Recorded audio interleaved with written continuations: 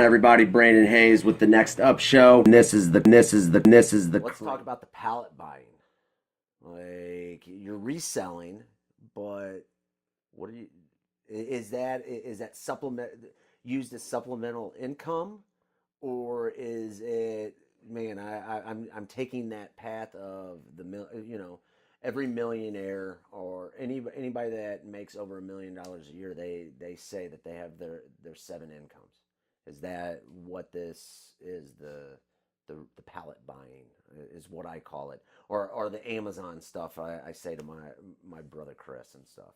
I mean, it started off as more like a project Okay. to help my little brother, because my little brother is trying to find his, whatever his little thing is that he wants to do in life, and so he's always been into that, and so I started helping him with that a little bit, and it's turned from a project into kind of snowballing into a lot more than that. Really, we're just building it right now off the ground, but I mean, it has potential to be definitely another really big form of income for sure. Go a little bit more into what you're doing. I said pallet buying. It's reselling, which is ultimately what goes back to the geese and all that stuff. Why I took interest into trying to buy bulk geese to begin with, buying for a less price and then selling for more. Obviously, just reselling things, and a lot of what we get is just liquidated items from companies that are closing, return merchandise from major brand stores, and things that fell off of trucks or truck. Whoa! Wait a minute! Wait a minute! Literally. No! I know what that means. It fell off the truck. Literally fell off the truck. The truck flipped on the highway, and all the merchandise in it blew up all over the highway. And they scrape it up in a pile, and then they got to send it somewhere. They don't put it back to the store. They send it to a warehouse, to a salvage yard, to somewhere where now this other warehouse has all this half-damaged, half-good stuff. So it's not some dude in a blue 1988 Caravan that pulls up to you at the gas station saying, "Hey, guess what? I've got the deal of a lifetime. Here's these speakers. They're still in the box." Not that kind of. That was the geek guy on eBay. Okay. All right. We can dig with that. That's bad. I understand that side of it then. I've been tried to be scammed on the speaker thing. Like I said, man, I only speak from. No, we do it all legit now. Everything we buy is like straight from warehouses and stuff. So okay. I mean, we do occasionally we'll find stuff here and there that we can buy from other people. I went to a couple of stores that were closing myself, and it's called in buying. You can go to like a store that's getting ready to close, where they're selling off all the fixtures and all that stuff, all the way down to the bones of the store. Well, then when that store closes the doors and it's no longer open, whatever's left, they got to do something with, Gotcha. So that's another avenue, find those contacts, and then you can buy lots of leftover items for super discount price and mark them up, find an avenue to sell it. And what's been your best buy? What's the thing that you were like, okay, man, we made some real money off of this? One of the biggest things that we sold is it's not geese. RCA wires. Believe it or not, RCA wires we made a killing on. Man, would you ever think? That's who we need to go to. We need wires. You don't want these. There's RCA wires that people are buying for 50, 60, 70 bucks. For top of the line home audio. You're talking like HDMI cords? HDMI cords, and then RCA is just their little red and whites. They're paying $50 for those? Yeah, you got high-end video companies out there that put those in customers' houses of people that are just like, hook my shit up. I want it to sound the best. I don't care what it costs. They're not going to Walmart. They're like, all right, well, we're going to get you a $50 RCA. Gotcha. But if they went to a regular store, it's not $50. It's a hell of a lot more.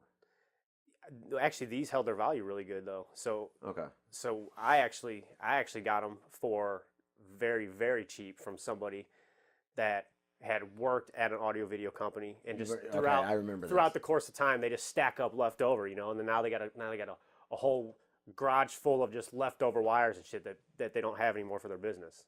So they got to do something with. So hey, they come to Boogie B's. Yeah. Hey, we got everything for sale. From Fugazi geese all the way to RCA. More money. There you go. I mean, but that's hey, that's what it's about. That's the other half of it, is getting the stuff for a good price. Don't matter what you can sell for if you're not buying it for the right price either. You know what I mean? Those were on eBay, but we do a lot of marketplace stuff too. Or no, I don't do any Amazon. Just like Facebook. My brother Chris does the Amazon stuff. I mean, dude, he's always at the what is it, the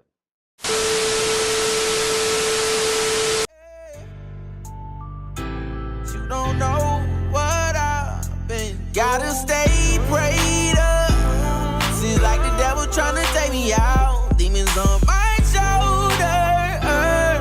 Searching for my angel now. Please don't judge me. Cause you don't know what I've been through. Don't judge me. Cause you don't know what I've gotta stay prayed up. Seems like the devil trying to take me out. Demons on my shoulder. Searching for my angel now. Please don't judge me. Cause you don't know what I've been through. Don't judge me. Cause you don't know what I've been through. DV on that real shit, they love the sound. It's a cold game, I seen the ups and downs.